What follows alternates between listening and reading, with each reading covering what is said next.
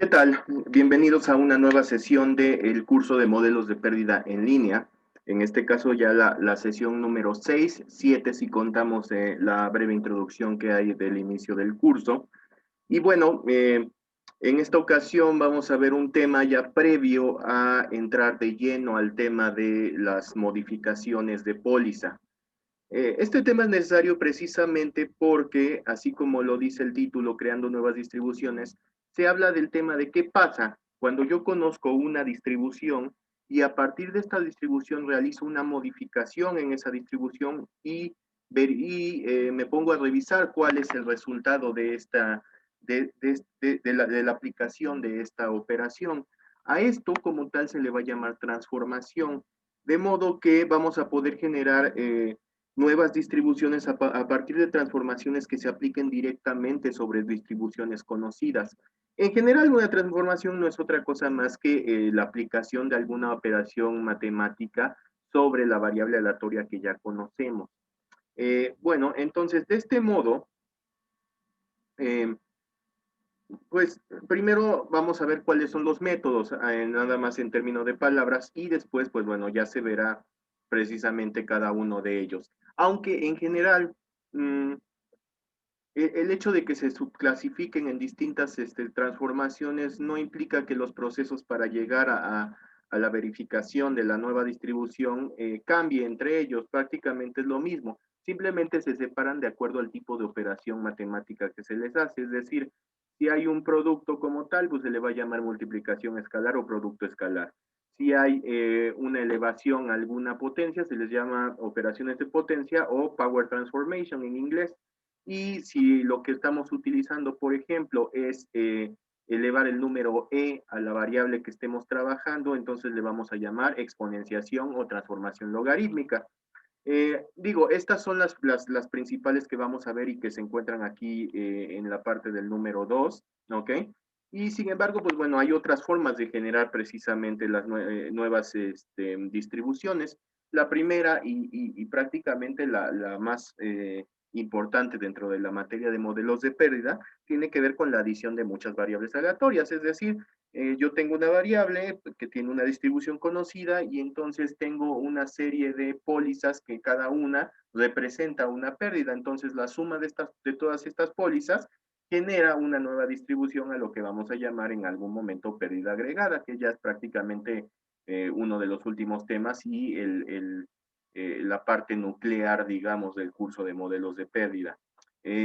Entonces, de hecho, ya hemos revisado algunos resultados de este estilo con la adición de muchas variables y lo pongo como ejemplo, que cuando tenemos una suma de exponenciales, todas independientes, claro está, pues bueno, el resultado es que obtenemos una gama y es un método que ya no sé seguir explorando porque de hecho ya lo revisamos un par de ocasiones en los temas anteriores. Después vienen las transformaciones de variables, que ya expliqué en algún momento, donde, pues bueno, podremos estar multiplicando una constante por nuestra variable aleatoria y eso le vamos a llamar transformación escalar, producto escalar o multiplicación escalar.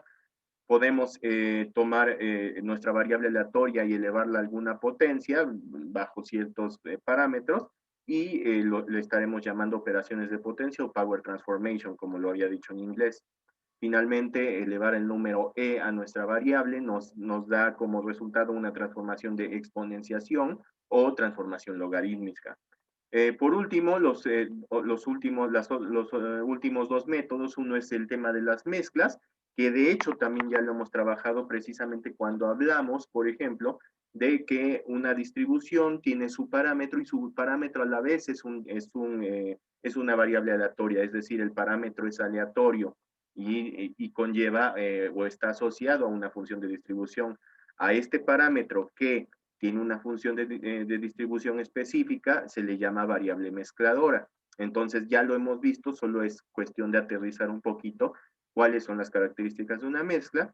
Y finalmente la unión de distribuciones que en tema personal, pues bueno, es de mis partes favoritas porque digamos que es muy sencillo de trabajar si se sabe hacer sino un dibujo perfecto, un pequeño esquema de cómo se está comportando esta unión de distribuciones y a partir de eso, pues bueno, se pueden calcular muy fácilmente probabilidades y demás.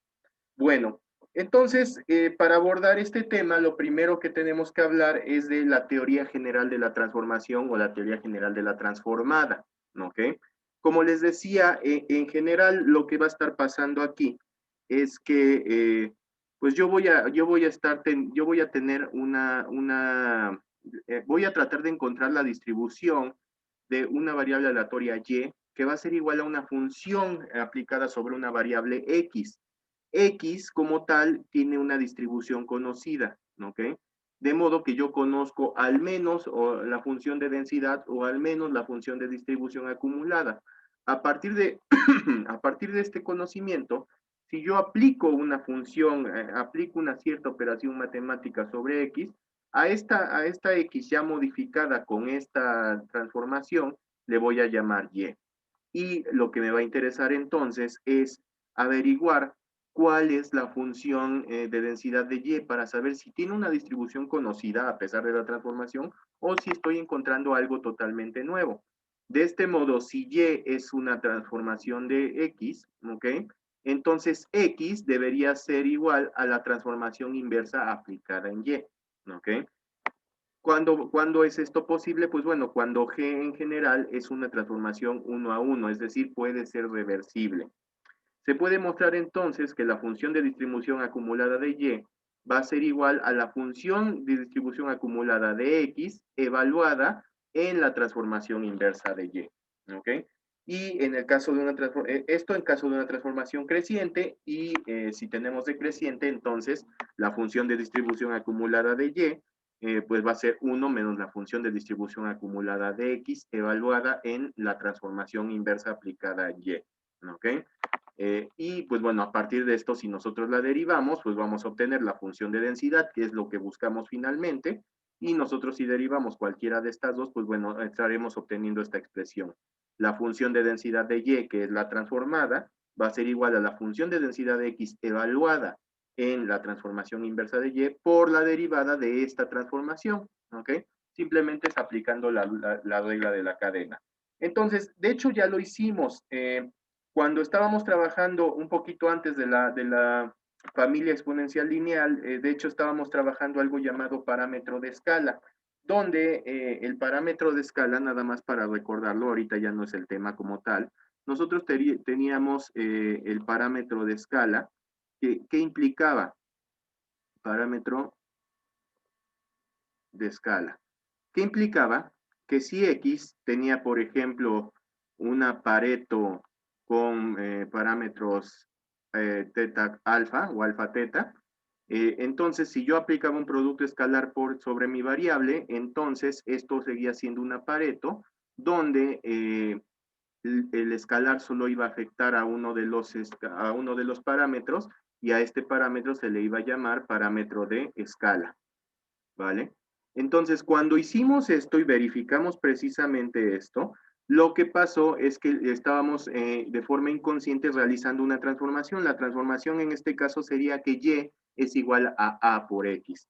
Entonces, ¿cuál era el proceso? Y de hecho sí lo expliqué, sí lo llegué a explicar en esta sesión anterior cuando hablábamos de la familia exponencial lineal y de los productos escalares y los parámetros escalares.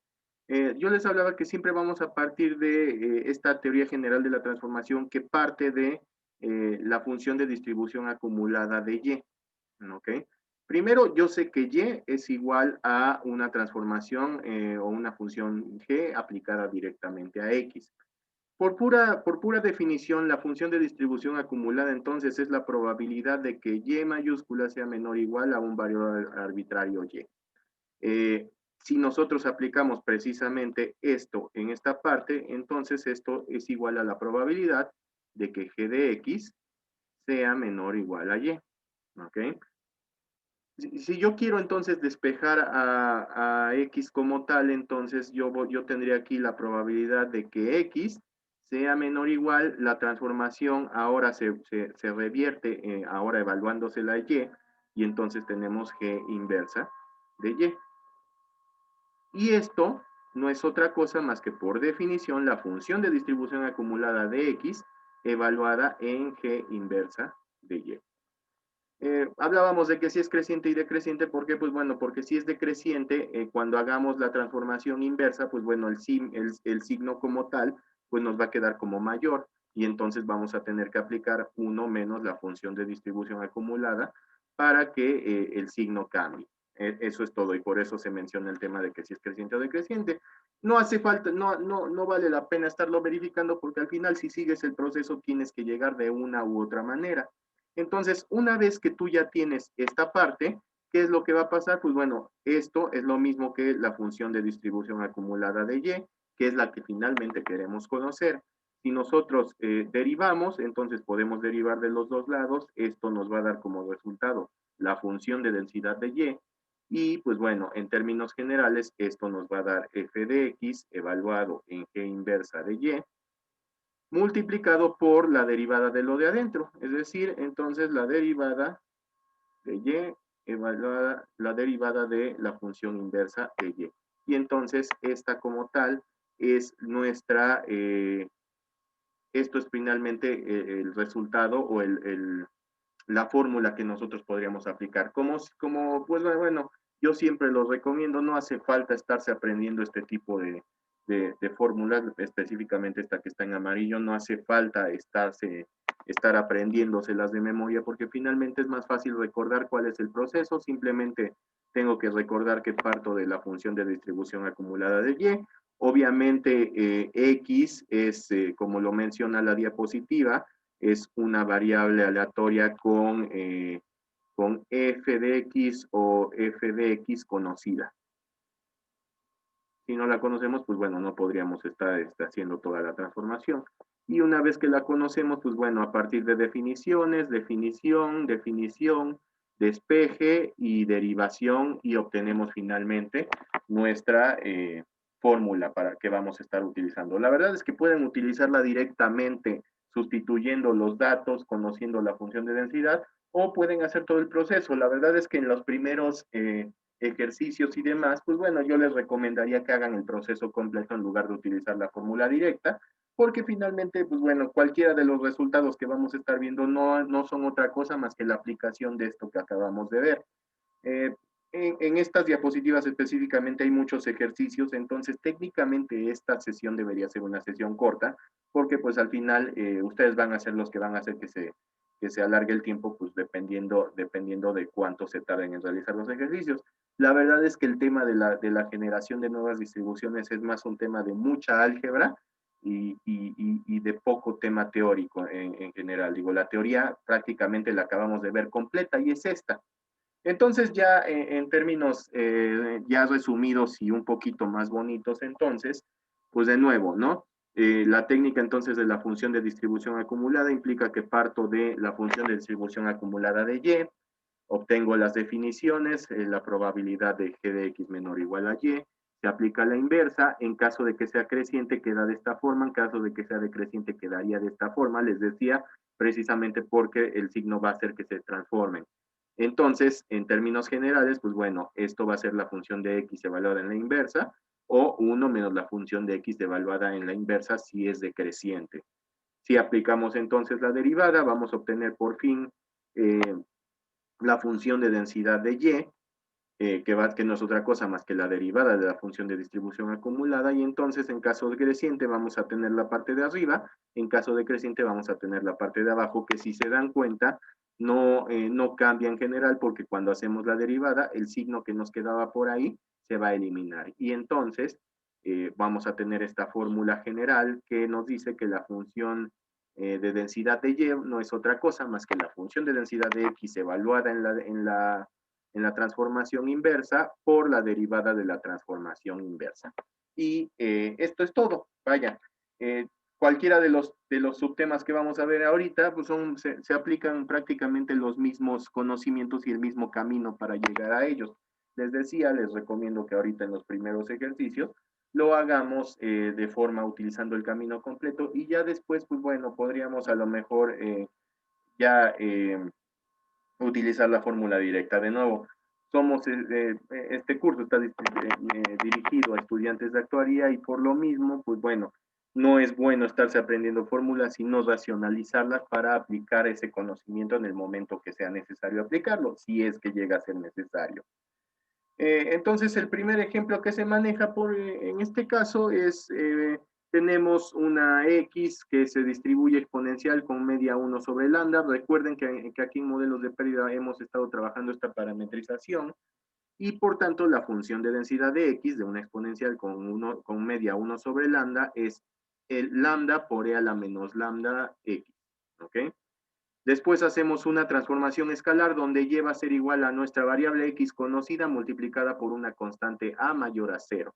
Y lo que nos preguntamos es cuál es la función de densidad de Y, si Y es esta transformación. Pues bueno, partimos de eso, entonces, si Y es igual a A por X, entonces X es igual a Y sobre A. A esto precisamente es a lo que nosotros llamaríamos la función inversa evaluada en Y. ¿Ok? Eh, si nosotros derivamos esto, donde y sobre a, entonces la derivada de y sobre a no es otra cosa más que 1 sobre a. Y entonces podemos aplicar ya directamente la fórmula o podrían ustedes de nuevo sacar la función de distribución acumulada de una exponencial, evaluarla y demás.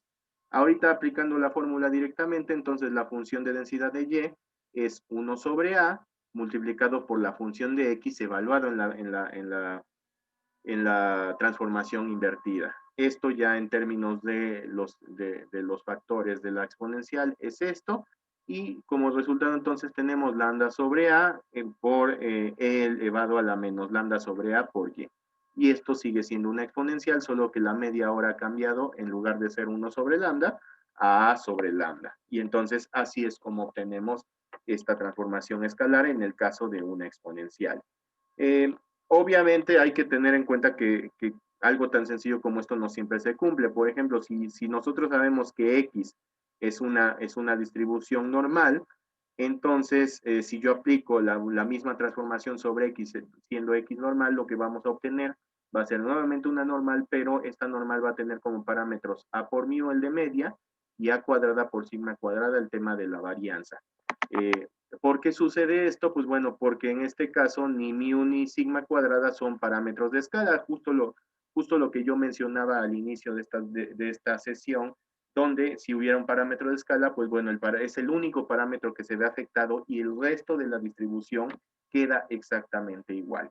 Entonces hablamos de una familia de distribuciones de escala y donde X está distribuida de alguna manera y entonces A por X sigue siendo parte de la misma familia. Ya el tema de cómo quedan establecidos nuestros parámetros, pues bueno, ya es una cosa totalmente diferente.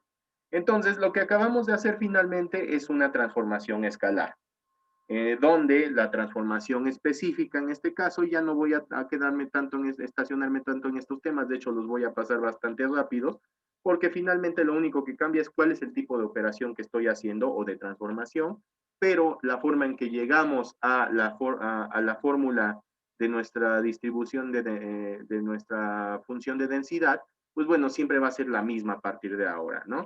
Déjenme borrarle este punto, no me gusta cómo se ve y no sé por qué se lo puse. No me deja. Bueno, entonces, ahí está. Entonces, pues bueno, la transformación, para que se llame transformación escalar, simplemente es que nuestra variable original y conocida está multiplicada por una constante. Entonces, la función de densidad de esta transformación no es otra cosa más que 1 sobre, 1 sobre la constante multiplicado por la función de densidad de X evaluada en Y sobre A. Y eso es todo. Por ejemplo, uno de los casos donde se hace transformación escalar y es uno de los motivos por los que se ve este tema antes de las modificaciones, es que, por ejemplo, si aplicamos un factor de inflación, ya les mencioné en algún momento, la inflación es uno de los modificadores de las pólizas, pues bueno, multiplicar por un tema de inflación no es otra cosa más que estar multiplicando por un escalar y entonces podremos verificar cómo queda transformada nuestra función de densidad, donde X, pues bueno, nuevamente es el monto y Y ya sería el monto con el tema de la inflación aplicado. Algunos miembros de familia de escala, nuevamente que es una familia de escala, que si yo hago un producto escalar, la función no se ve modificada. Digo, se ve modificada en términos del escalar que está multiplicando, pero en términos de distribución sigue manteniendo el mismo tipo de distribución. Entonces, familias de escala, pues bueno, tenemos la normal, la exponencial y Pareto, entre otras. Recuerden, por ejemplo, la Pareto, que es lo que mencioné precisamente hace rato, tiene un parámetro de escala que en este caso es teta. Entonces, si yo hago la transformación A por X, donde X es Pareto, entonces A por X vuelve a ser una Pareto, donde lo único que se ve afectado es que tengo mi mismo parámetro alfa y teta ahora está multiplicada por el escalar. Después tenemos las Power Transformations o transformaciones de potencia. No son otra cosa que cuando la transformación incluye elevar nuestra variable conocida hacia una potencia también conocida. Lo único que hay aquí que mencionar el detalle es que si esta potencia es positiva, entonces a la transformación como tal le vamos a llamar, al resultado le vamos a llamar transformada. Y si mi transformación tiene una potencia negativa, entonces le vamos a estar llamando transformada inversa. ¿Por qué utilizo esto o por qué lo menciono? Porque muchas veces, por ejemplo, en los libros de texto que tienen que ver con este tipo de temas, lo que va a pasar es que te dicen, calcula la transformada inversa de una Pareto con parámetros tales.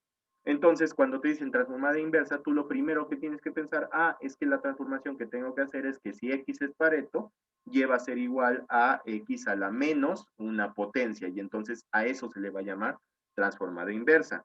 Si en general nosotros tenemos que la transformación es sencilla como y igual a 1 sobre x o x a la menos 1, entonces a esa transformación simplemente le vamos a llamar la inversa. De este modo, si yo tuviera mi x exponencial y aplico que y es 1 sobre x, a y se le va a llamar exponencial inversa. Va a pasar lo mismo con, digo, en términos generales esto tiene nada más, lo único que tiene que ver aquí son los nombres. Si tengo una Pareto, si X es Pareto, la transformación Y igual a 1 sobre X o Y igual a X a la menos 1, se le va a llamar Pareto inversa. Si tengo una Weibull, y yo hago esta transformación, al resultado le voy a llamar Weibull inversa y así sucesivamente. Si yo tengo, por ejemplo, vamos a llamar, por ejemplo, una BUR, por ejemplo, si me dicen encuentra la función de densidad de la transformada de la BUR, lo que voy a tener que hacer es hacer la transformación y igual a x a la 1 sobre tau para tau positivos.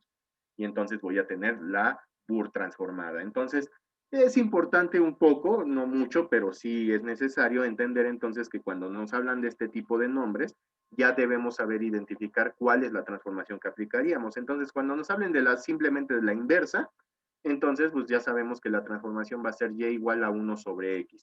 Y cuando obtengamos la función de densidad de y, pues esta función va a seguir teniendo el nombre de la que nació más la palabra inversa. Entonces, siguiendo el mismo ejemplo, entonces si tenemos una x que se distribuye exponencial, con su función de densidad, f de x, lambda e a la menos lambda x. Si yo aplico entonces y igual a 1 sobre x, al resultado de esta transformación le voy a llamar exponencial inversa.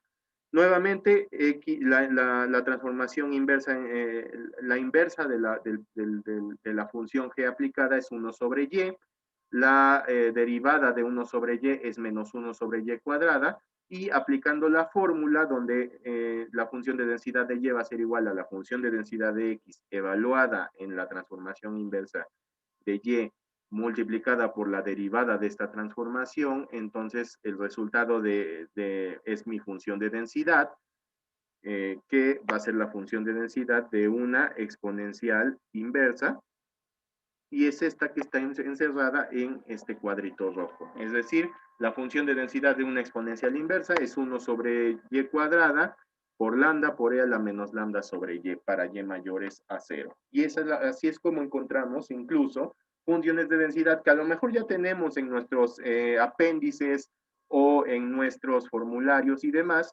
pero pues bueno, si alguna vez te preguntaste cómo es que, o sea, cómo se llegó a partir de cómo se obtuvo la expresión para una exponencial inversa, pues lo primero que se tuvo que hacer es tener la exponencial, hacer y igual a 1 sobre x, y la función de y entonces es la función de una exponencial inversa. También existe la Pareto inversa, y pues bueno, prácticamente existe la inversa para todas las funciones de distribución conocidas.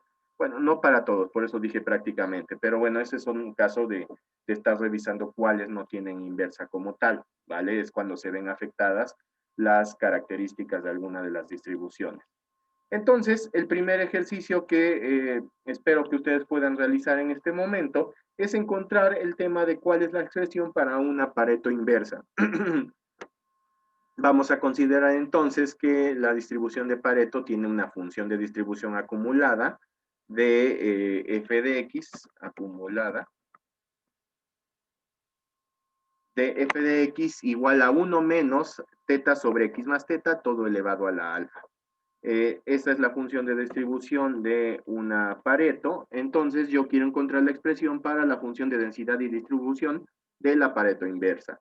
A partir de la función de distribución acumulada de la Pareto inversa, pues lo que quisiera es encontrar una expresión para el value at risk. Recuerden que el value at risk no es otra cosa más que encontrar la expresión para los percentiles, ¿vale? Entonces, como de nuevo, recurriendo a lo que ya sabemos, entonces nada más es recordar que para encontrar la Pareto inversa, entonces tengo que encontrar f de y f mayúscula de y, donde y va a ser igual a 1 sobre x y x al mismo tiempo es una Pareto, ¿vale? Entonces parto de que x es Pareto, hago la transformación y es igual a 1 sobre x, y cuando obtenga cuál es la expresión para la función de densidad de y la función de distribución acumulada de y, entonces estaré encontrando estas mismas funciones para la Pareto inversa. Recuerdan que entonces también el value at risk es algo que es la solución a la ecuación tal que f evaluada en el value at risk en valor p es igual a p. Entonces, ya teniendo la función de distribución acumulada de y, la evalúo en value at risk de nivel p, la igualo con p, y despejo el value at risk, y entonces obtendré la expresión para el value at risk de nivel p. En este momento te pido entonces que pauses este video y te des a la tarea de resolver este ejercicio. Bien, tomando en cuenta entonces que ya hiciste tus intentos o que lo lograste, la verdad es que no lo dudo porque es un tema bastante sencillo. Pues bueno, yo no me voy a detener tanto ya en esto porque como les mencioné en algún momento o te mencioné en algún momento, el proceso siempre es el mismo, ¿no? Nada más para revisarlo entonces y para que corrobores tus respuestas, entonces, si X es una Pareto, entonces Y igual a 1 sobre X tiene que ser una Pareto inversa. Partimos entonces de que la transformación es y igual a 1 sobre x, lo reversible de eso es 1 sobre y, la derivada de eso es menos 1 sobre y cuadrada. Aplicando entonces nuestra fórmula, como esta es una transformación decreciente, entonces la función de distribución acumulada de y es 1 menos la función de distribución acumulada de x evaluada en la transformación reversible. Esto es lo mismo que evaluar la función de densidad de x, perdón, de distribución acumulada de x, que era esta, ahora nada más evaluada en 1 sobre y. La puedes dejar así o la puedes dejar de esta manera. Pero bueno, aquí ya es al gusto de quien lo está realizando, ¿ok? Obviamente, para encontrar la función de densidad, pues bueno, tendríamos que derivar esto, no perdemos tanto el tiempo con eso. Y te decía que finalmente el value at risk no es otra cosa más que encontrar, bueno, yo lo puse como value at risk, aquí lo puse como pi sub p, pero es prácticamente lo mismo, value at risk en nivel p, en este caso sería el equivalente a pi sub p, o pi sub p sería el equivalente del value at risk de nivel p.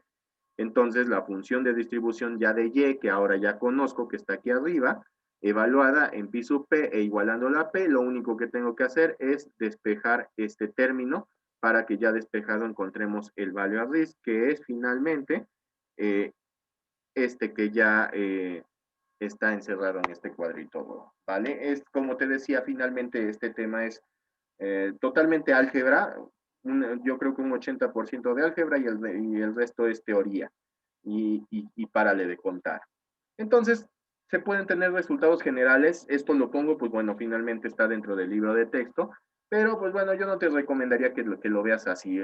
Si tú lo reflexionas directamente sobre la teoría general de la transformada y partiendo de función de distribución acumulada, pues bueno, no tienes que quebrarte la cabeza con estas expresiones, donde tenemos el caso transformado, en el caso en que no es, como es no decreciente, pues bueno, se llega a estas expresiones. En el caso de y transformado inverso, donde tau es mayor que 0 y y es igual a x a la menos 1 sobre tau, entonces, pues bueno, para encontrar la función de distribución acumulada y de y se pueden aplicar estas fórmulas directas, ¿vale? De nuevo, no, yo creo que ni siquiera vale la pena que ahondemos en esta diapositiva específica, pero ahí está en caso de que tengan curiosidad de si existe una expresión directa para los casos transformadas. Siguiente ejercicio, nuevamente, yo no me voy a detener tanto, solo vamos a plantearlo rápidamente. Entonces, x es una variable aleatoria que se distribuye exponencialmente y tiene media igual a 1. Hay que encontrar las funciones de distribución acumulada y de densidad para la transformada inversa y la inversa, ¿ok? Si yo hago primero la transformada, pues voy a obtener, perdón, si hago la inversa de una exponencial, voy a obtener la distribución exponencial inversa. Esto ya lo hicimos, así que no tiene caso que lo vuelvas a hacer. Sin embargo, las otras dos, a partir de una exponencial voy a obtener una distribución nueva que tiene un nombre específico, que en este caso es la Weibull. La Weibull se obtiene a partir de una variable aleatoria exponencial a la que se le aplica la transformada después de la escalar, o en otras palabras, primero aplico una transformación escalar y sobre esa transformación escalar aplico una transformada, es decir, elevarla a la 1 sobre tau, ¿ok? Y cuando obtenga la expresión, entonces estaría yo obteniendo la distribución Weibull. Si a este resultado ahora le aplico la inversa, es decir, si ya tengo y, que es una Weibull, y ahora aplico w igual a 1 sobre y, entonces w se va a distribuir Weibull inversa, ¿ok? Entonces, la primera parte, tomando en cuenta que este sería como este ya lo hicimos, no lo vamos a hacer, tomando en cuenta que este es el inciso 1 y este es el inciso 2, entonces, pues bueno, el inciso 1 me dice, x es exponencial con media 1, y es igual a una transformada, y véanlo, precisamente es para que no haya equivocaciones, es aplicar la transformada una vez que ya se hizo el producto escalar. No es lo mismo, y porque lo vamos a ver más adelante, a hacer este tipo de transformación. De hecho, si llego a una Weibull, ¿ok? Pero es una Weibull diferente con una diferente parametrización. Entonces, aquí, en el caso del de arriba, la Weibull que vamos a conocer a partir de ahora, es transformada, es decir, elevar a la 1 sobre tau después del producto escalar, es decir, 1 sobre tau afecta tanto a la x como al escalar por el que está multiplicado. Y no es lo mismo hacer el escalar después de la transformación de x elevado a la 1 sobre tau, ¿vale? Entonces tengan cuidado y por eso les decía que de repente sí son importantes las palabras en este tipo de ejercicios porque pues te podrías confundir fácilmente cuando te dicen esto, ¿no? En el caso que no es, por ejemplo, te podría decir aplicar una transformación escalar después de la transformada. Entonces sería el caso este que les estoy diciendo, que te estoy diciendo, que no hagas en esta situación, ¿vale? Entonces te voy a dejar en este momento para que le pauses el video y resuelvas este ejercicio, ¿vale? Primero este primer inciso, entonces, recuerda, no es otra cosa más que conociendo f de x y f de x, pues bueno, de nuevo, no necesitas saberte una fórmula. Que la puedes aplicar, por supuesto que la puedes aplicar, pero yo creo que lo más sano es partir de f de y. Ya sabes, la probabilidad, y menor o igual a y, cuál es la transformación, bla, bla, bla, bla, bla, bla, y obtenemos finalmente f de y a partir de f de y, obtener finalmente f minúscula de y. Eso es todo lo que hay que hacer y prácticamente todos estos ejercicios se resuelven de la misma manera. Entonces, ponle pausa a este video y resuelve este ejercicio. Bien, de nuevo, no vamos a tardarnos tanto en esta parte. Aquí está ya el proceso, súper sencillo, tal y como te lo mencioné justo antes de la pausa. X exponencial, y es igual a una transformada después de un producto escalar. Partimos de función de distribución acumulada y obtenemos finalmente esta expresión que va a ser nuestra y-bool con parámetros teta y tau. ¿Ok? Y-bool tiene dos parámetros. Uno es teta, el otro es tau, y en este caso teta va a ser igual a la 1 sobre tau, ¿vale? Ahora, siguiente ejercicio. Yo ya sé entonces que tengo Y que se distribuye Y-bool. Ahora lo que quiero es encontrar la Y-bool inversa. Entonces ya nada más para recordar, y aquí te lo pongo, tenemos cuál es, Y se distribuye Y-bool con sus parámetros teta igual a 1 sobre tau, tau, y la función de distribución acumulada es precisamente a la que llegamos en la diapositiva anterior. Si yo ahora aplico esta transformación W igual a 1 sobre Y, lo que va a pasar es que W se va a distribuir como Y-bool inversa. ¿Ok? De nuevo, ¿qué va a pasar? Simplemente voy a sacar f de W, que va a ser la probabilidad de W menor o igual a W, donde W es 1 sobre Y, y bueno, hago exactamente el mismo procedimiento. ¿Ok? Entonces te invito a que pauses el video y lo resuelvas por tu cuenta.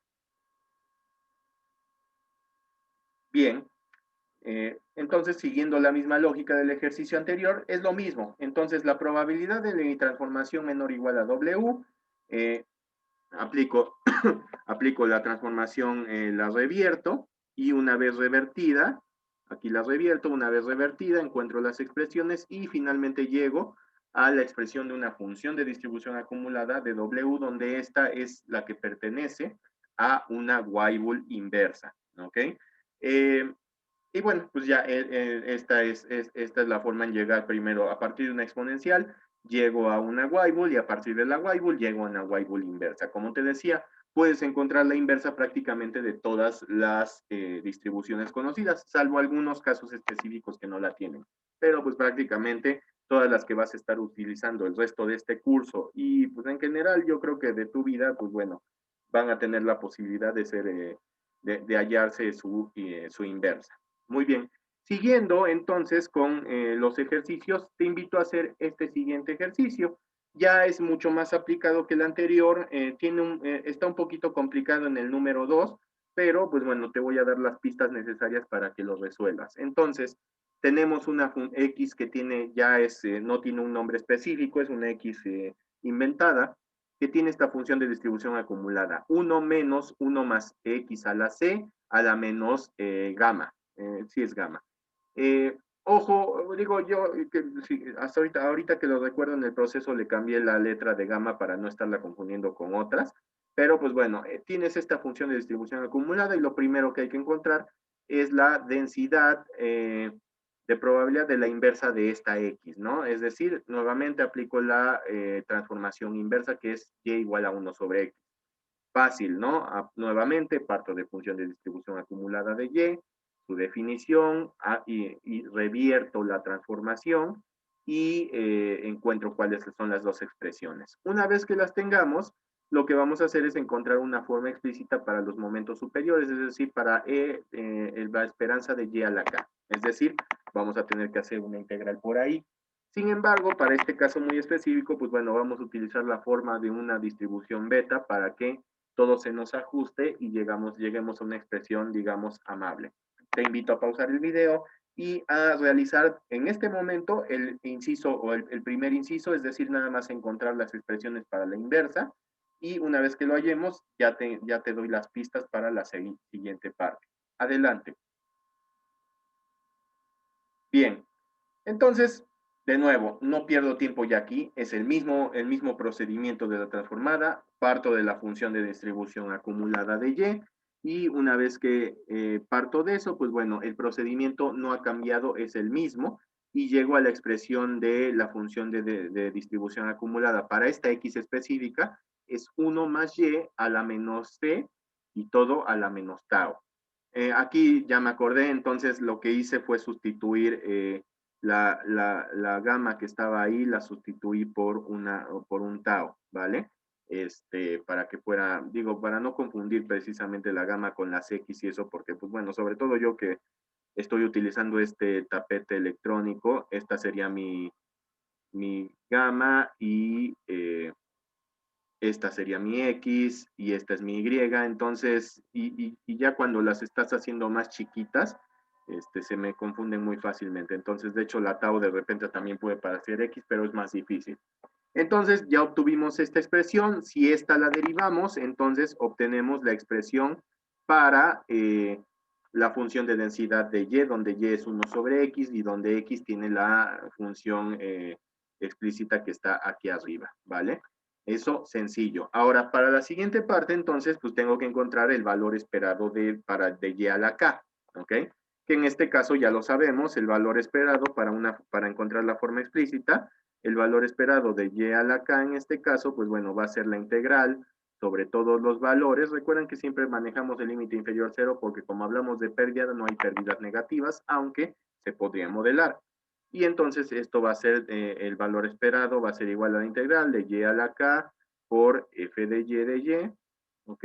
Y así vamos a obtener el valor esperado. Ahora, eso implicaría entonces hacer la integral de este monstruo que ya se hizo por acá y que todavía falta que esté multiplicado por y a la k, ¿ok?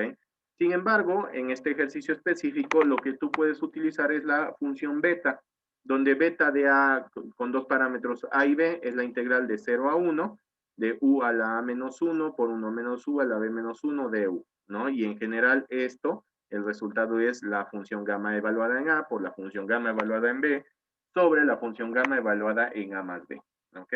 Entonces, desarrolla la integral y una vez que desarrolles la integral, trata de dejarla en términos de la función beta. De hecho, creo que, bueno, te encargaría verificar si el límite superior es infinito o es 1. Según yo, debería ser infinito. Pero bueno, a partir de esta expresión, entonces vas a poder llegar a una solución más amigable a la hora de encontrar la expresión para los momentos superiores.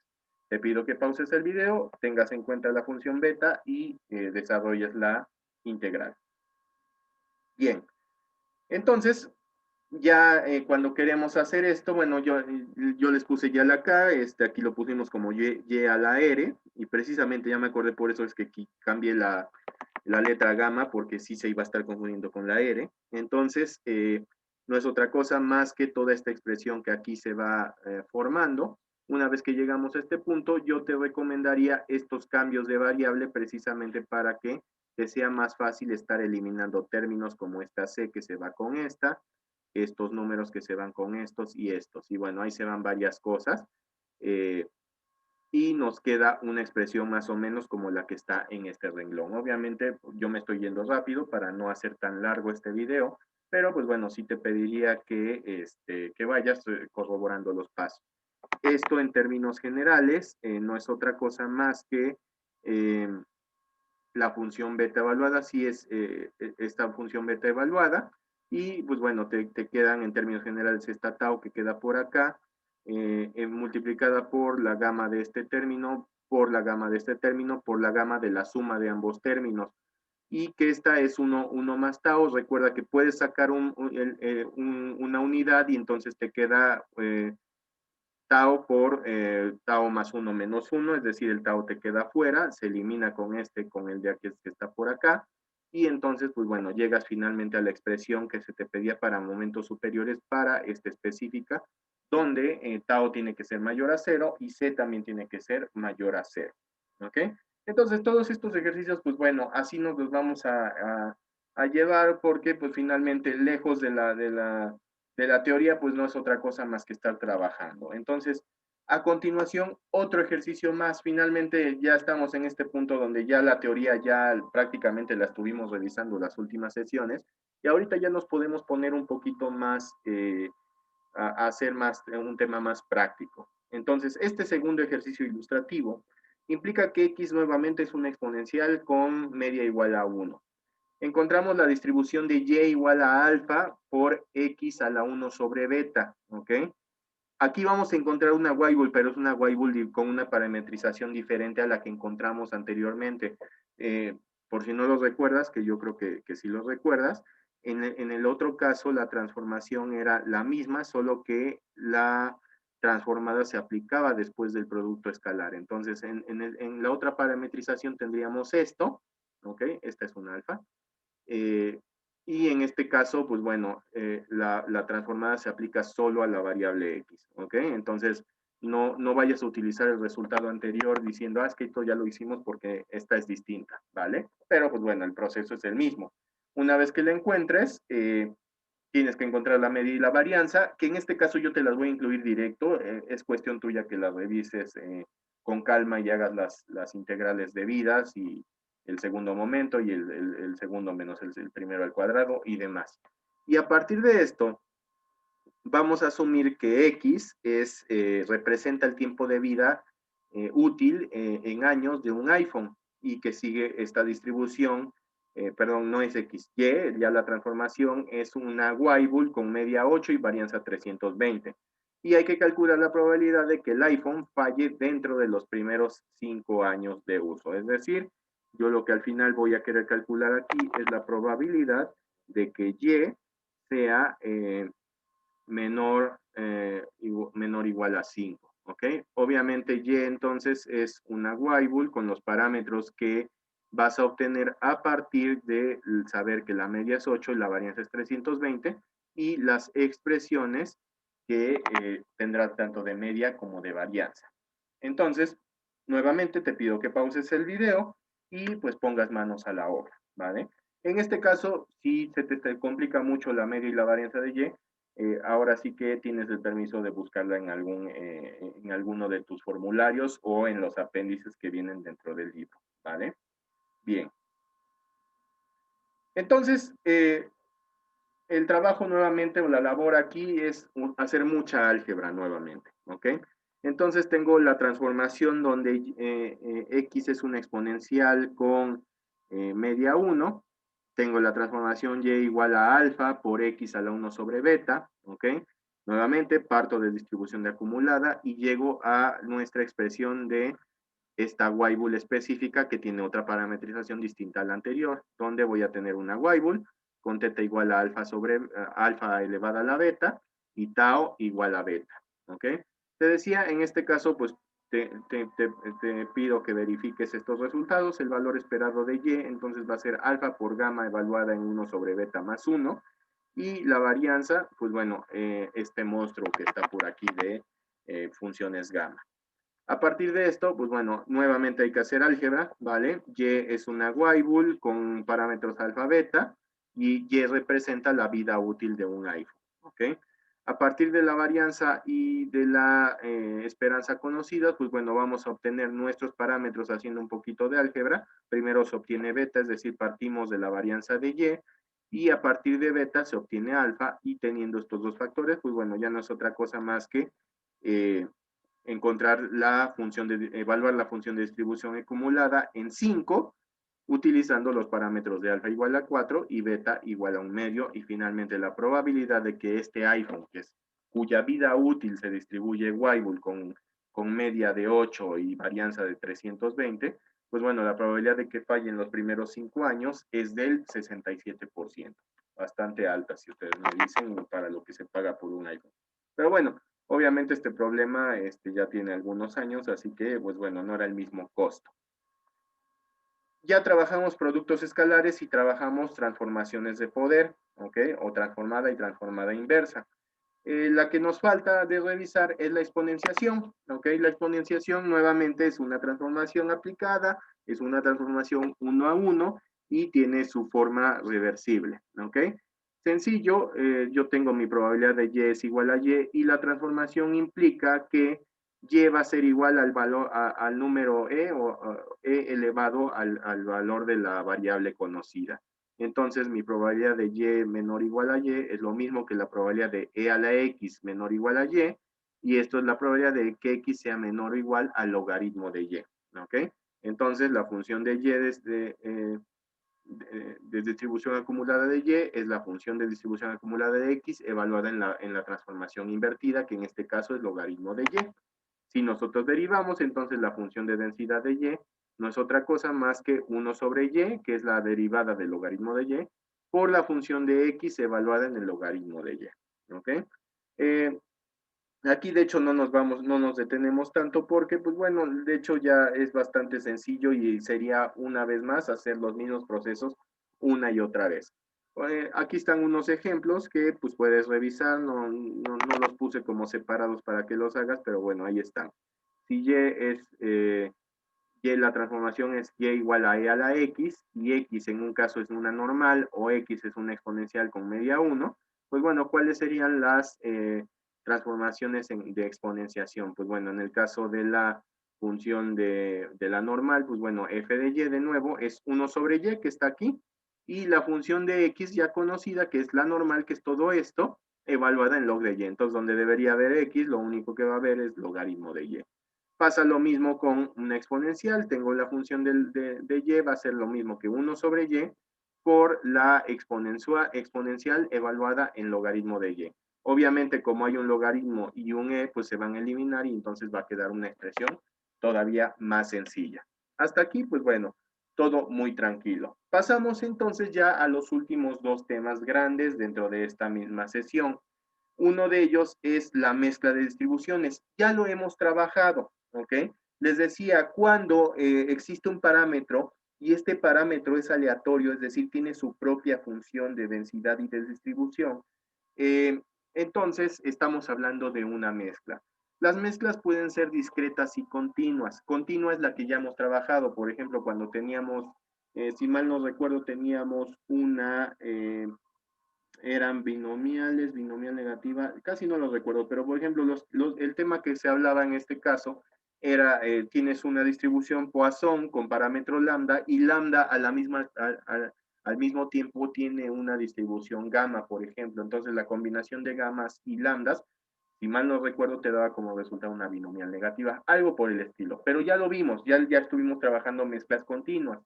La mezcla discreta es un poquito más sencilla y también ya la trabajamos, que es, por ejemplo, cuando, por ejemplo, tus riesgos los puedes clasificar y entonces de tu total de pólizas tienes unas que son de un tipo y otras que son de otro tipo y cada una con su función de distribución. Obvio, ojo, estas distribuciones son legítimas, ¿ok? Es decir, tienen su propio dominio y van multiplicadas por un escalar que es prácticamente la proporción a la que pertenecen.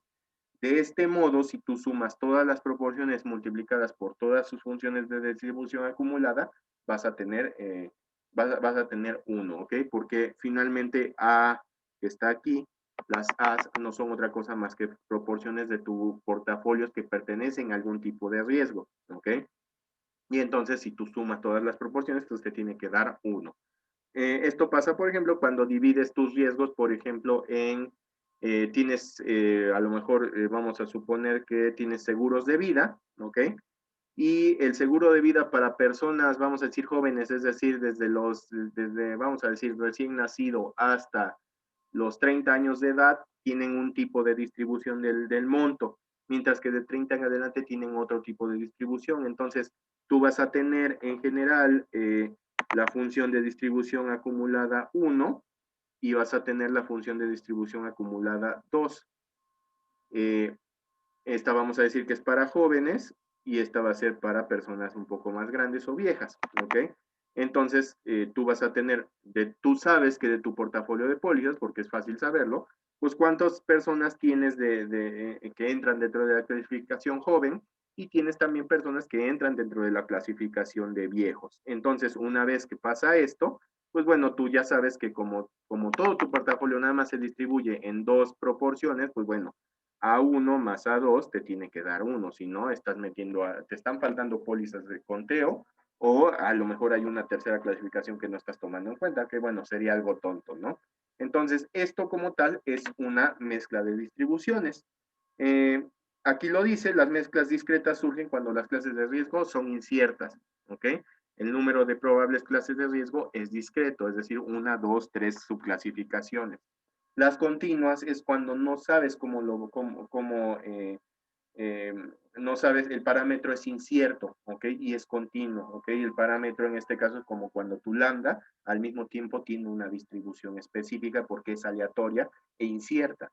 Mientras que en el otro caso, pues bueno, tú sabes que tu clase de riesgo es incierta, pero al mismo tiempo sabes que está distribuida de forma discreta. Por ejemplo, este caso donde perteneces a uno o a otro, ¿ok? Es un tema de conteo.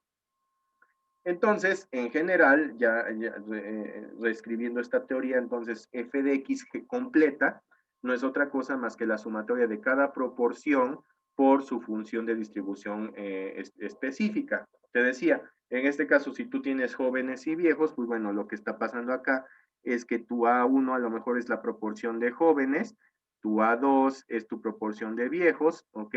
F de x1 es la función de distribución de los jóvenes y f de x2 es la función de distribución de los viejos, ¿ok? Entonces, tú tienes un grupo de pólizas en general y están divididos por tipos, por ejemplo, jóvenes o viejos, fumadores o no fumadores. A lo mejor entre cuatro rangos de edad, a lo mejor los estás dividiendo por modelos de coches, si es un seguro de autos, no sé. Cualquier forma de división discreta te da como resultado una mezcla discreta. Ahora, cuando tú tienes algo, el parámetro de una de tus distribuciones es incierto y este parámetro al mismo tiempo tiene una función de densidad propia o una distribución propia, entonces hablamos de una mezcla continua, ¿ok? Entonces tú tienes f de x dado el circunflejo, donde el circunflejo también tiene su propia distribución, entonces digamos que la función es condicional al resultado del parámetro. Y en este caso, pues bueno, lo que estamos haciendo es dividir al riesgo en características que no son discretas como tal. Por ejemplo, el comportamiento al manejar no lo puedes medir como tal en términos discretos o la condición al manejar. Y con condición a lo mejor nos estamos refiriendo a la condición etílica como a condiciones de salud y demás. Entonces, cosas, cuando tu parámetro o tu clasificación depende de algo continuo, es una mezcla continua. Cuando tu clasificación se puede dar en términos discretos, pues es una mezcla discreta. Ya para entenderlo mucho más fácil, de hecho, no necesitas realmente estarte quebrando la cabeza con el tema de las mezclas, porque es algo que se da, digamos, en términos muy lógicos y de sentido común. Para eso, por ejemplo, este ejercicio ilustrativo número 3. Un asegurador tiene dos grupos de asegurados, los de buen y los de más riesgo. Vamos a suponer, por ejemplo, a lo mejor los de buen son los no fumadores y los de más riesgo son los fumadores, ¿ok? El asegurador tiene un portafolio donde el 75% son considerados de buen riesgo, es decir, la probabilidad de que tomando un asegurado de forma aleatoria pertenezca al grupo bueno es de 0.75 y por tanto la probabilidad de escoger de la segunda categoría pues es el complemento que sería 0.25. La distribución en general para ambos grupos es exponencial, pero los montos promedios cambian. El monto promedio de un reclamo para alguien de buen riesgo es de $100, mientras que para los que pertenecen al grupo de más riesgo es el doble. Un nuevo cliente cuya clase es desconocida adquiere una póliza. Lo que hay que calcular es la probabilidad de que este cliente reclame más de 150. ¿Ok? X es el monto de reclamo, como lo hemos manejado últimamente. Y entonces, lo único que hay que hacer es utilizar nuevamente la lógica. Entonces, el monto dado que es bueno es una exponencial con media 100. El monto dado que pertenece a la clase de riesgo mala es una exponencial con media 200. Los que nos piden en este caso es la probabilidad de que X sea mayor a 150. La verdad es que nada más ahorita diciéndolo con palabras ya más o menos yo quiero creer que ya sabes cuál es el proceso para realizar esto, pero te doy el tiempo entonces para que pauses y resuelvas este ejercicio. Bien, entonces, pues bueno, algo tan sencillo como esto. La probabilidad de que el monto sea mayor a 150 para un asegurado que no sé, del cual se desconozca si pertenece al buen grupo o al mal grupo, pues bueno, es la probabilidad de que X sea mayor a 150 dado que pertenece al bueno por la probabilidad de bueno, más la probabilidad de X que sea mayor a 150 dado que pertenece a que es el grupo malo, por la probabilidad de que pertenezca al grupo malo. Y entonces la probabilidad de que el monto para una persona aleatoria rebase los $150 es del 28%. Sumamente sencillo. Al final las mezclas las puedes ver como el manejo en general de la ley de la probabilidad total. ¿Ok? Tienes que incluir todos los casos donde se cumpla aquello que estás buscando. Muy, muy sencillo en caso de probabilidades. Viene el ejercicio ilustrativo número 4. ¿Ok? Este, de hecho, no lo vamos a hacer porque ya lo hicimos anteriormente. No recuerdo si fue en la semana 4 o en la 3, pero ya lo hicimos. X es una variable aleatoria con un parámetro circunflejo, donde este parámetro pues tiene su propia distribución, ¿ok? Entonces, X dado circunflejo es 1 a la menos, 1 menos E a la menos lambda X.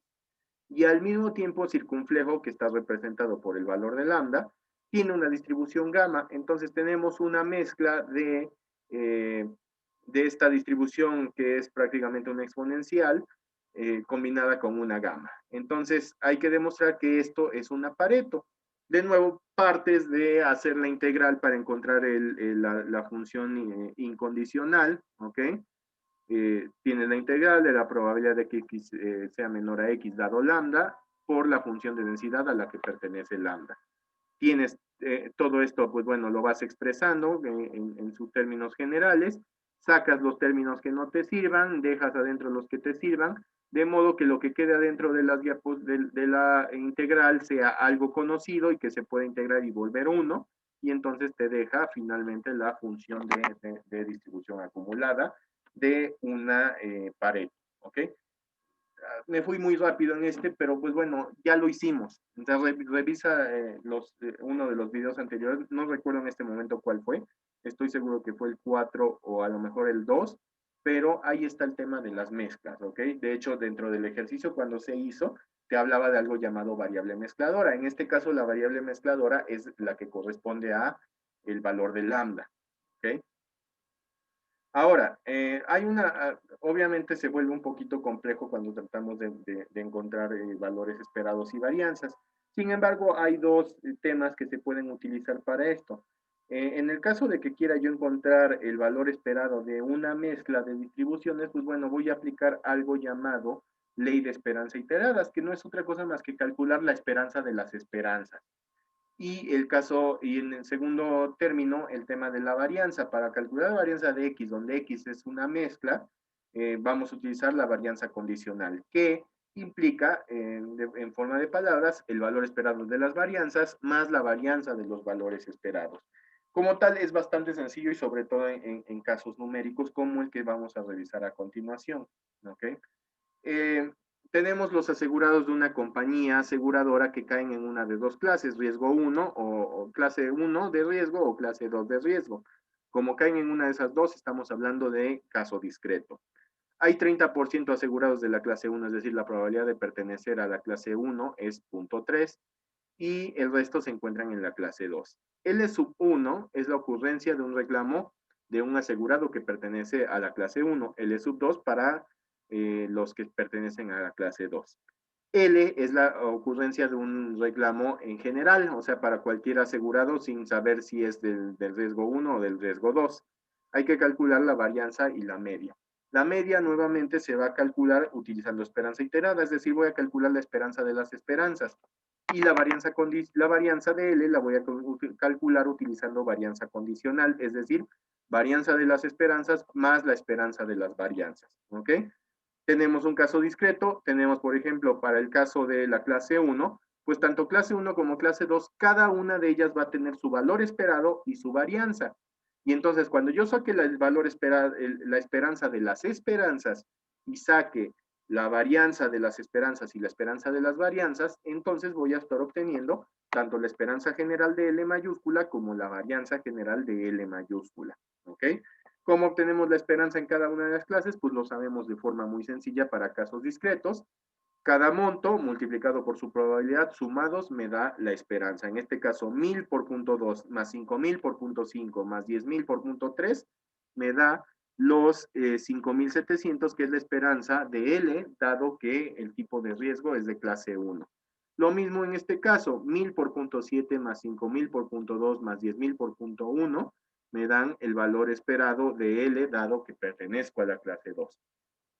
Ahora, ¿Cómo saco la varianza? Pues nuevamente, cada uno de los montos al cuadrado por su probabilidad me da el segundo momento, y a ese sumado, todo me da el segundo momento, y a eso le resto 5.700 al cuadrado, y me da la varianza de L, dado que pertenezco al riesgo 2. Lo mismo con la clase 2. Cada uno al cuadrado multiplicado por su probabilidad y sumado me da el segundo momento, menos 2.700 al cuadrado, que es el primero al cuadrado, me da 8.410.000. Y ahí están tanto las esperanzas como las varianzas. Ahora, ¿qué tengo que hacer? Nada, algo tan sencillo como ir clasificando. Primero voy a sacar la esperanza de las esperanzas. 5.700 por la probabilidad de pertenecer a clase 1, más 2.700 por la probabilidad de pertenecer a clase 2, y eso me da la esperanza de las esperanzas. Y eso sería la esperanza de L. Para la varianza de L, pues bueno, voy a tener que hacer más operaciones porque tengo que sacar la esperanza de las varianzas y la varianza de las esperanzas. Ya en términos generales, y creo, y discúlpame porque aquí no te di el tiempo para que tú lo resolvieras y ya me arranqué luego. Entonces, te decía, para la esperanza, entonces es la esperanza de las esperanzas. Esperanza de L dado que perteneces al riesgo 1 por pertenecer al riesgo 1, más esperanza de L dado que perteneces al riesgo 2 por la probabilidad de riesgo 2, te da 3.600. En el caso de la varianza, te decía, es varianza de las esperanzas más esperanza de las varianzas. Esta está sencilla, es cada varianza por su probabilidad de ocurrencia, y obtenemos ese término. Y en el caso de la varianza, pues bueno, tenemos que sacar los segundos momentos, que son estos, y restarles el primer momento al cuadrado. Este ya lo tenemos, y lo único que hay que hacer es sacar las esperanzas del cuadrado, ¿ok? Y entonces obtenemos los segundos momentos, y al hacer todo esto, finalmente llegamos al resultado, donde la varianza de L es igual a 10.840.000, ¿vale? Bien, ya nos vamos acercando al final, no se desesperen, esta sesión fue un poquito más larga precisamente porque tenía muchos ejercicios. El último método para encontrar nuevas distribuciones es el tema de la unión de distribuciones, ¿ok? Que en términos de, en inglés, porque así los van a estar encontrando, y es que no me gusta utilizar el término unión, pero bueno, en términos de traducción específica es unión de distribuciones. Eh, Realmente lo que utilizamos aquí son los modelos llamados spliced, ¿vale? Entonces sí, como tal, unidos. Eso ni parece P, parece Q. Entonces, los modelos spliced son lo que nosotros estamos llamando en español unión de distribuciones, ¿ok? Ojo, no hay que confundir la unión con las mezclas. Las mezclas tienen una distribución legítima con su dominio propio. En la unión de distribuciones lo que vamos a tener es un dominio que se divide en fracciones, y a cada fracción le pertenece una función de densidad, y no necesariamente esta función de densidad es legítima dentro de la fracción que le tocó, ¿ok? Entonces hay que tener en cuenta bien esa distinción. De nuevo, las mezclas tienen funciones legítimas con cada una su propio dominio, y ya lo que importa es en cuál de los dominios caes. Perdón, en cuál de las funciones caes, y ya dentro de su dominio calcularás las probabilidades. En la unión tú tienes un solo dominio, y ese dominio está dividido en fracciones donde a cada fracción le pertenece una distribución específica, y esta distribución no necesariamente es legítima dentro dentro de la fracción que le corresponde, ¿ok? Entonces,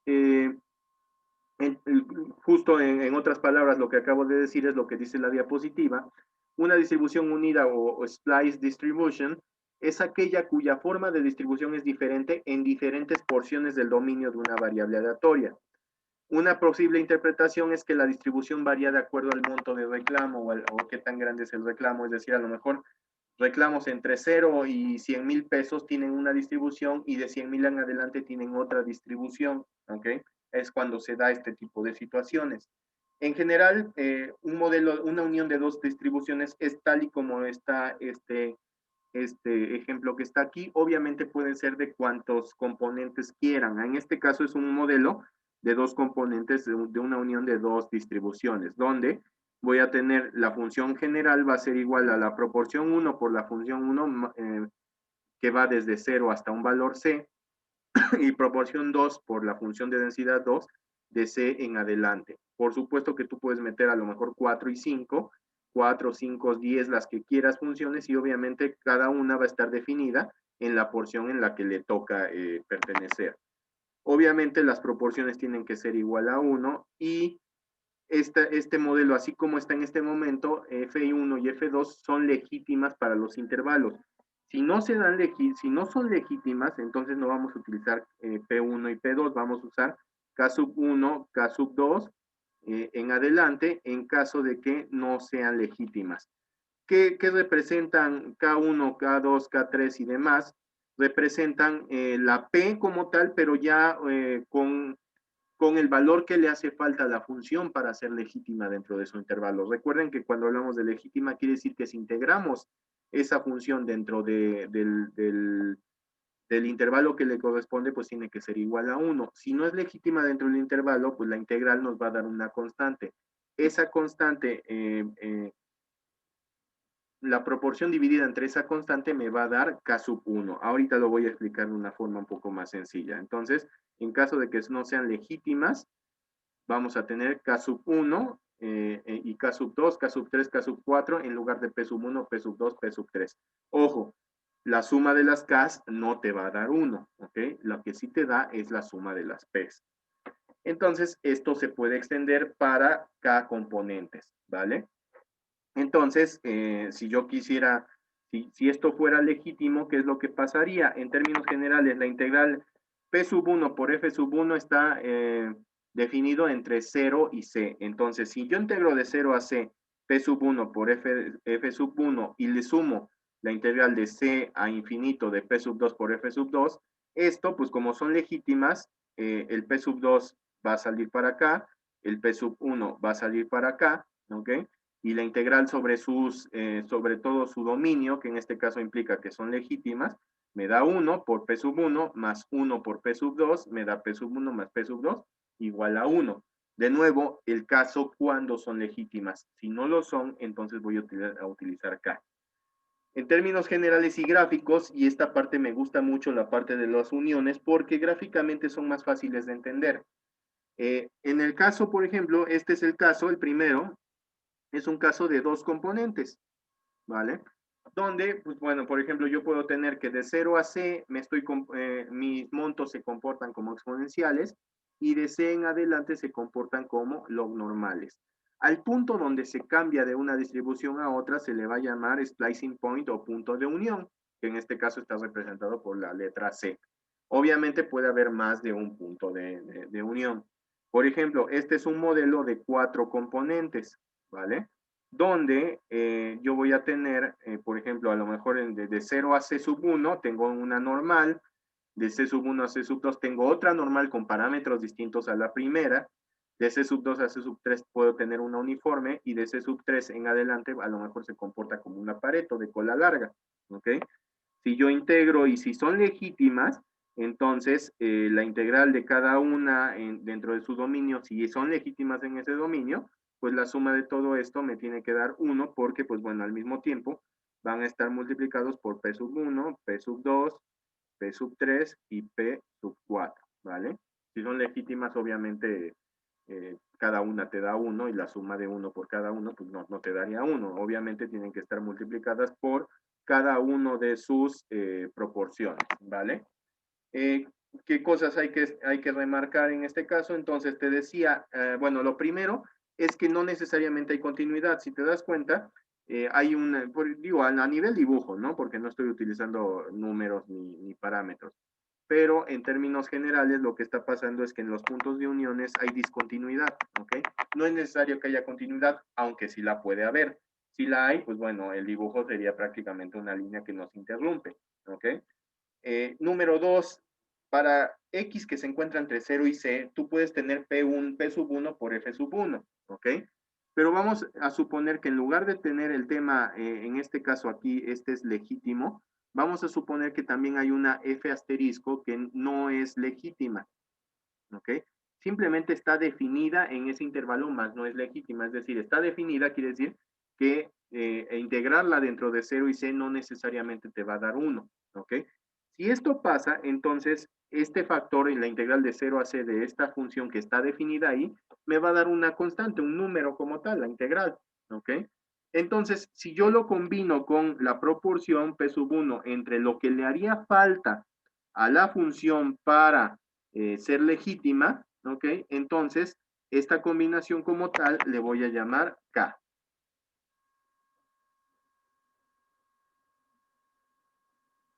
Permítanme un momento, se me trabó el Excel, perdón, el PowerPoint. Eh, Permítanme un momento.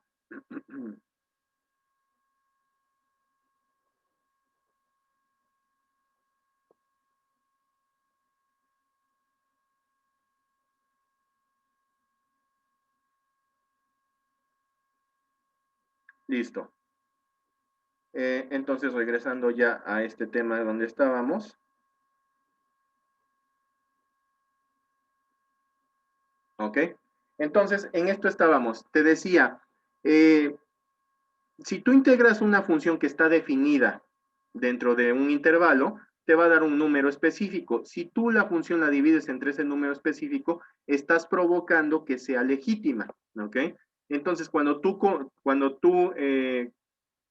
vuelves legítima la función e involucras el valor de P como tal, entonces ya no estamos hablando de P, sino vamos a estar hablando de K. Entonces, en términos generales, K sub I no va a ser otra cosa más que el P sub I dividido entre la integral de 0 a el valor donde está definido de la función que está definida dentro, FI, definida dentro de ese intervalo, ¿vale? Entonces, nada más para que lo tomen en cuenta. Obviamente, las Ks sumadas no me dan 1, ¿ok? Si me dan 1 fue pura.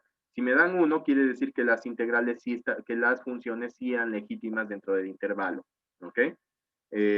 Entonces, ya cuando completamos K sub 1 y K sub 2 para funciones que están definidas dentro de la expresión, entonces, pues bueno, ahora sí la integral me va a dar igual a 1 cuando las integro cada una sobre su dominio.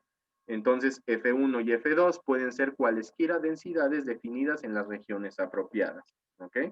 En términos gráficos, pues bueno, de nuevo estoy viéndolo acá, ¿ok? K sub 1 y K sub 2 entonces ya implican tanto la proporción como eh, el valor o la constante necesaria para que la función quede legítima dentro de ese intervalo. Y finalmente verificar que las mezclas son un caso especial de las uniones de distribución. ¿Cuál es el caso especial en este caso? Que incluyen una indicadora de si estás dentro del intervalo, entonces tomas en cuenta K1 y F1, y si no, pues simplemente todo esto se elimina y se vuelve cero. ¿Ok? Entonces las mezclas son un caso especial de las distribuciones. Las mezclas como tal son, de nuevo, tienen proporciones y tienen, cada una de sus funciones tiene un dominio específico, mientras que en la unión tengo un dominio completo y este dominio está fraccionado y a cada fracción le corresponde una función específica, ¿vale? Donde esta función puede o no puede ser legítima dentro de la fracción que le corresponde. Ahora sí, ejemplos, y ya con estos dos ejemplos estaremos terminando la sesión del día de hoy. Tenemos que se ha modelado para un cierto dispositivo médico que el tiempo para la falla es una distribución exponencial con media de 4 años. Esta distribución se va a reemplazar por un modelo splice o un modelo de unión que tiene las siguientes características. Primero, que es uniforme de 0 a 3 y una vez que rebasas los 3 años es proporcional al modelo inicial, es decir, es una exponencial con media 4 una vez que rebasas los 3 años. El modelo es continuo, ¿ok? Y hay que calcular la probabilidad de que haya falla en los primeros 3 años bajo este nuevo modelo de unión. Eh, Antes de darte tiempo para que lo trates de resolver tú, de nuevo utilizando, utilizando lógica y realmente la parte aquí es, lejos de estarme quebrando la cabeza, es que cómo se comportan las uniones y todo, es usar un poquito de lógica, sentido común y de hacer un buen dibujo, un buen esquema sobre esto, ¿ok? Entonces, T en general, que es el tiempo de vida útil, va a estar representado por la T mayúscula, que va a ser mi variable aleatoria, y la función de densidad originalmente era una exponencial con media 4. Es decir, la función de densidad es un cuarto por e a la menos t sobre 4 para x mayor a 0. Lo que sí me está diciendo ahora es que voy a tener un modelo uniforme de 0 a 3 y después de 3 voy a tener nuevamente la exponencial con media 4. Entonces, lo que tenemos que hacer aquí antes de partir y ponernos a, en general, hacer los cálculos, pues bueno, es hacer un dibujo, ¿ok? Yo ya sé que en el eje X voy a tener t como tal y en el eje Y pues voy a tener mi función de densidad para el tiempo de vida restante, ¿ok? Lo que me está diciendo es que hasta el año 3, ¿vale? Yo voy a tener una uniforme, es decir, voy a tener esta línea recta. Y una vez que rebase 3, lo que voy a tener va a ser una exponencial.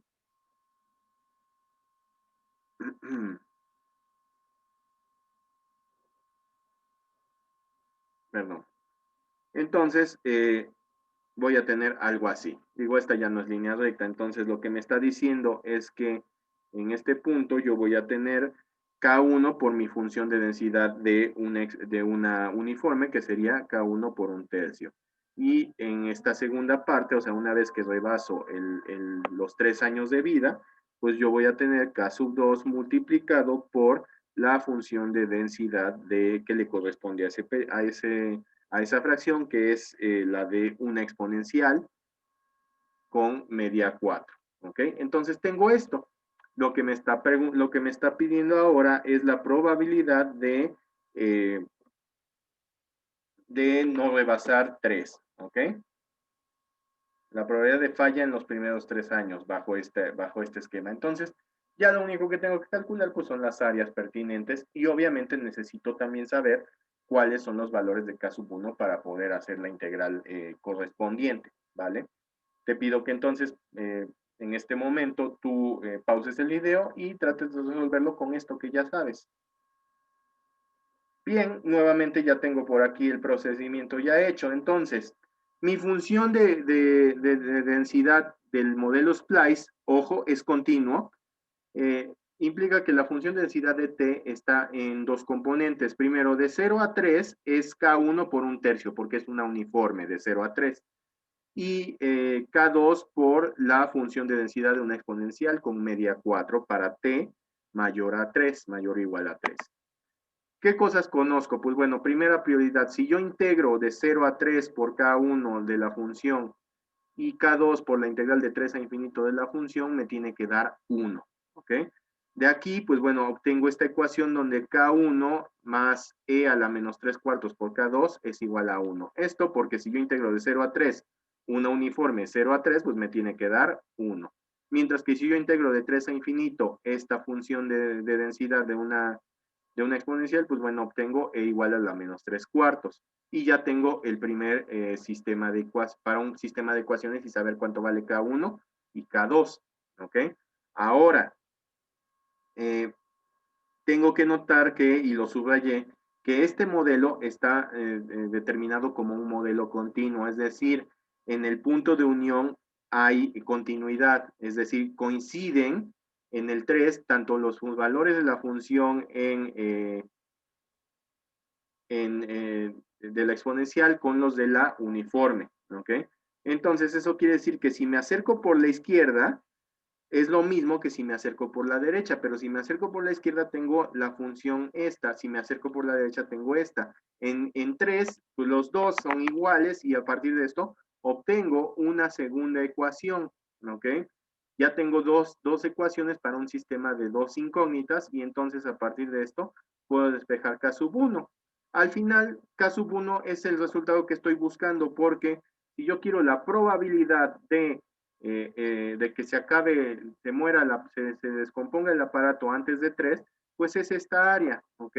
Lo que implicaría, esta área estaría representada como la integral desde 0 hasta 3 de K sub 1 por un tercio de T, ¿ok? K sub 1.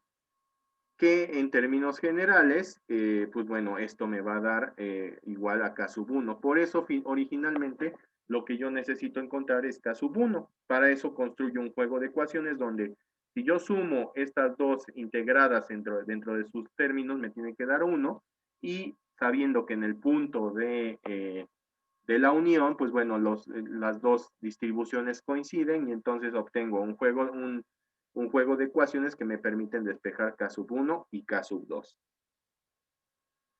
Y bueno, finalmente el resultado es K sub 1 es igual a 3 séptimos, que en términos generales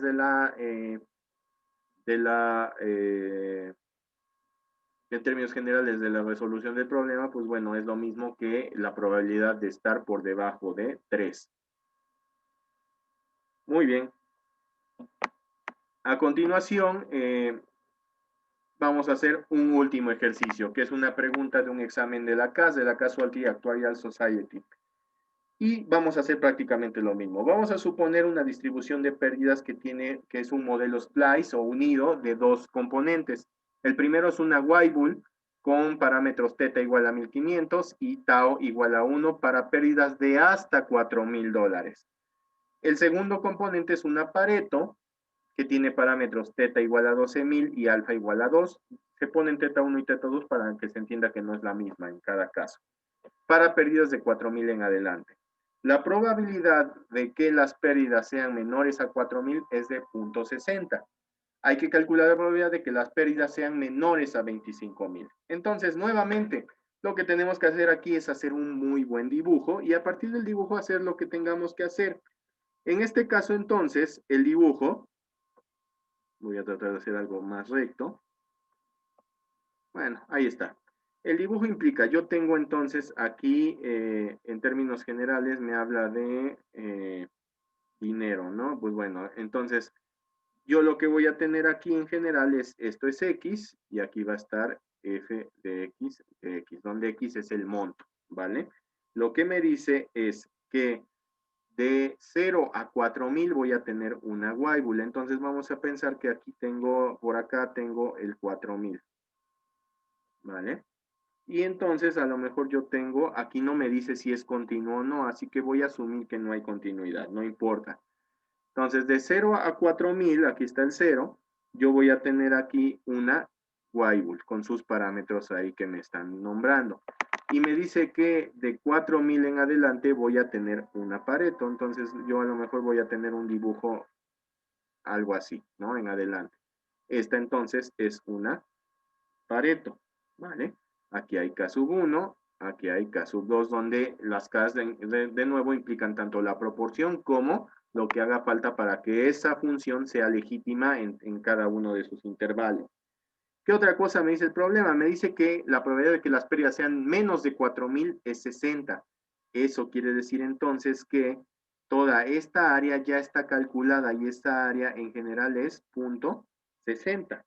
¿Ok? Esto implica que todo esto que estoy pintando de azul es 0.40. Finalmente ya sabemos que las probabilidades ya completas me tienen que dar una suma o un total de 1. Sin embargo, la pregunta aquí es, ¿cuál es la probabilidad? Vamos a suponer que está por aquí el 25,000. ¿Vale? Entonces, lo que quiere este ejercicio es todo esto que estoy pintando de verde. ¿Vale? Entonces, yo ya sé que en general, o el planteamiento ya, digamos, general de este problema es que la probabilidad de que X sea menor o igual a 25,000 tiene que ser igual al 0.60 que ya está desde 0 a 4,000 más el pedazo que me falta hasta 25,000, que sería una integral desde 4,000 hasta 25,000. ¿De qué cosa? Pues en este caso sería de la función de Pareto de X de X. ¿Vale? Entonces, ya con esto, pues bueno, te invito a que pauses este video y trates de resolverlo. Bien, pues ya el ejercicio queda bastante sencillo. Entonces, mi función de densidad queda definida como K sub 1 por la función de una Weibull en los casos donde X es menor a 4,000 y K sub 2 por la función de densidad de una Pareto en los casos en que X sea mayor a 4,000. Yo ya sé que el primer componente tiene que darme 0.60. Pero K sub 1 por la integral de todos los valores de la Weibull más K sub 2 por todos los valores de la Pareto me tiene que dar 1. Entonces yo ya sé que esta segunda parte es 40. Nada nuevo o nada que no hayamos visto en el planteamiento del dibujo. ¿Ok? Ahora yo ya sé también que esto es 60 y hasta ahí lo voy a dejar. Pues no necesito saber nada de la Weibull porque ya sé que todo su proporción es de 0.60. ¿Ok? Lo que sí puedo trabajar ahora es trabajar de 4000 a infinito para saber cuánto, sabiendo que de 4000 a infinito me da un total de 0.40, de ahí puedo despejar cuánto vale K sub 2, ¿ok? Porque finalmente es lo que necesito para poder determinar esto, y es que aquí no lo puse, si es cierto. Aquí va K sub 2, ¿vale? Ya sea afuera o adentro de la integral, de todos modos se saca, no importa. Y entonces, pues bueno, a partir de esta segunda ecuación, donde sé que K sub 2 por la integral de 4000 a infinito me tiene que dar 0.40, obviamente lo que hago es transformarlo esto para utilizar la función de distribución acumulada, es decir, 1 menos esto, para que me dé la función de distribución acumulada y la aplique directamente, y entonces pueda obtener el valor de K sub 2, que es 0.711. Ahora sí, la probabilidad de que X sea menor a 25.000 va a ser 0.60 más K sub 2, que es 0.711, que de hecho no lo puse por acá, aquí está 0.711, que multiplica la función de la Pareto y pues bueno, al final obtengo el resultado que es 92% de probabilidad.